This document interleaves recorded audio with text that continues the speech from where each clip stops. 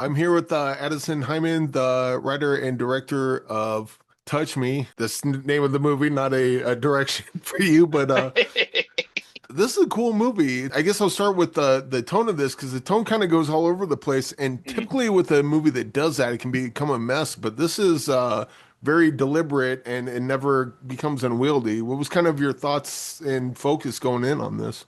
Yeah, so I have a obsessive compulsive disorder, which is like a really fun thing to have. Basically, like I get hyper focused on like, the worst possible outcomes of things and spiral and spiral and spiral until the depression has me under a blanket eating pizza rolls by the bucketful.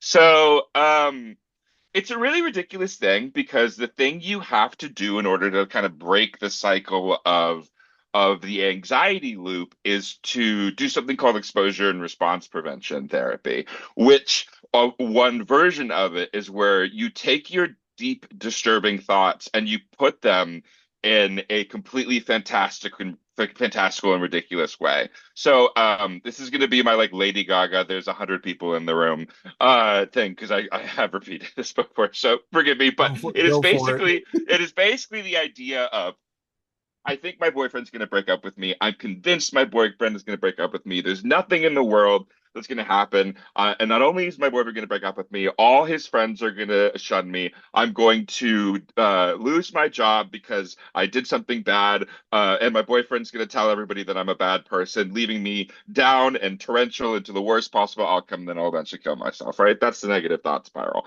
To get yourself out of the negative thought spiral, you do this fantastical element. So a version of it is writing a story from the perspective of your boyfriend is breaking up with you, but also in the background there just happens to be unicorns having an orgy. So every time your boyfriend's like, you're a terrible person, here are all the terrible things about you, a unicorn comes. So rather than me focusing on the terrible outcome of this thing, I'm focusing on the unicorn coming. And that to me is touch me in his essence. And that's to me is OCD in his essence, is that basically the worst possible thought can enter your brain, but the way to counteract it is with immense and ridiculous humor. And to me, that's how I kind of created the tone of Touch Me, with my wonderful collaborators from the beginning to the end, kind of using the lens of how ridiculous it is to live with this disorder. That answer was not on my bingo card today, but it is a wonderful answer. Well, beyond all that, I think I don't know if I'm looking too much into it, but I saw this as kind of like uh, kind of a commentary on the similarities between addiction and falling into a cult, and like they're kind of one and the same thing. Yeah, it's like I was talking about it with Lou Taylor Pucci who plays Brian. And it's essentially it's funny because it's like a cult of one, which I feel like that's essentially what like narcissistic personality disorder is. It's like all these guys or girls or like or whoever what have you like essentially like would be like huge cult leaders, except they're kind of lazy about it, so they really only have like a few of them. And that's kind of what that kind of that world falls into. And of course, when you have a mental illness, it's so easy to want something to just make it go away. And so when you have something that's promised something, you have this Brian, this like metaphor for heroin, opioids, weed, what have you, alcoholism, whatever you have, you do this thing because it's the thing that makes your brain go quiet. And I think that's, Joey says that some point in the film. And like that to me was like it was something that like was very, important to me to explore because of how easy it is for people who are neurodivergent fall into addiction because it's very hard to break yourself out of that cycle. And so that's kind of that's kind of was like the breath and the exploration that kind of came up with when writing the script. What can you tell me about the production designer and the effects team? Because Yeah. they worked their ass off and knocked it out of the park with this Oh, one. they sure did. Yeah, so Steph Reese is a fantastic production designer. She loves Burning Man and she's a huge burner, which made me go, "Oh yeah, she's the right one."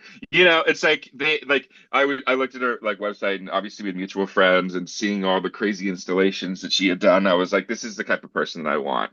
And Josh and Sierra Russell Effects, who have done, big studio movies like the most recent Hellraiser to like indie movies of my caliber, just really love tentacle aliens. So I was able to convince them to come work on this thing, and it really is, it's because it's the movie's really predicated off of like those two things very specifically being good.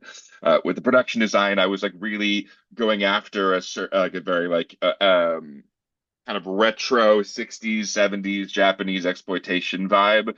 A big reference for me is Mishima Life in Four Chapters, which has certain sections where they are entirely based on theatrical style sets. And there's something so tactile about it because this movie is like framed as a story. I wanted it to feel like a story, and there's nothing that makes something feel both real and theatrical than practical effects and practical sets. So that's kind of how I went in and describing what I wanted, and then they came and just elevated every idea I had possible to that degree. What does a script for this look like, and how, and more importantly, how do you sell it? Because this movie, as great as it is, it's insane, and Oh I yeah. can't imagine like someone looking at the script going, "Yep, we'll put money on this." But Well, right. I'm glad they did. Yeah, yeah. I think like, what I've said is essentially it's like the nose will happen, especially like this. This movie, like a lot of people like have been calling it so weird, and I'm like, hell yeah, it's fucking weird. But the way my brain works, like I may as well have written the most norm core drama that you've seen. Like that's how my brain. I'm like, this is just a regular movie, so everybody else is gonna think it's a regular movie. No, no, but. The benefit of having a movie like this that's so out there is that there are fewer people who are interested in, and there's no like middle ground to this movie. People are not going to be like, well, maybe, but I need to be convinced. It's like you either are on board because you're a freak like I am, or you absolutely want to run away for the hills and think that I'm, a person who should be lit on fire. So it's like for when you have that kind of the specificity in that thing, you end up finding the freaks not easily, but like I learned how to like listen to the hell yeses and not the maybes and definitely not the nos. So like when you get the hell yes, like to get the hell yes on this means like they're 100% in. And that to me is like essentially finding the freaks, finding the people who will support you no matter how weird or how strange you are to help elevate your script. And fortunately within the budget range, we were able to do a lot with a little. And so I think that's kind of how we were able to put this together. Yeah, the hell yes on something like this just makes you know it's like, oh, I'm in good hands. They get it. Yeah. Yeah, But yeah, exactly. like you said, the maybe's like, we're gonna run into some problems. I bet. Yeah, I know, right? Because you're like, yeah, like you said, you're dealing with the differentiation of tones. You're dealing with the fact that it is a tentacle sex movie, but it's also about repressed trauma and dealing with mental illness. And you're just like, oh, there's only you either get like, oh, there's not enough sex scenes, and you're just like, okay, well, and they're like, oh God, I don't want to touch this. When in reality, you have to find those like, yeah, I'm into this hybrid kind of genre bomb of a thing. So I haven't watched Hypochondriac yet. Yeah. That is Hmm. in my near future, but I did see the poster on that and noticed that Yeah. the mask makes its way into this Yeah, one. What it other kind does. of Easter eggs do you have in this?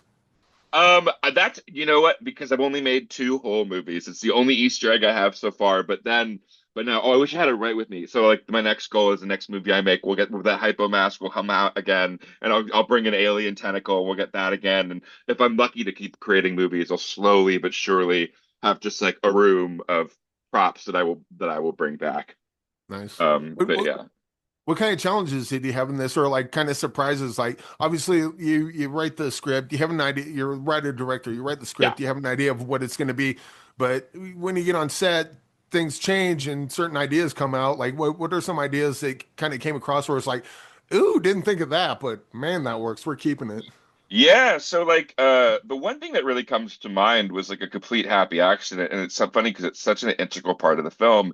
Is we were very fortunate, never happened again on the film set, but we were very fortunate to have like 3 hours of just time until we were waiting for a night, and it was just like, oh God, what do we do here? And we were putting our heads together, and I was like, what if we took the actors and we made kind of a quasi photo studio in my bedroom because we're shooting in my house because again, indie film.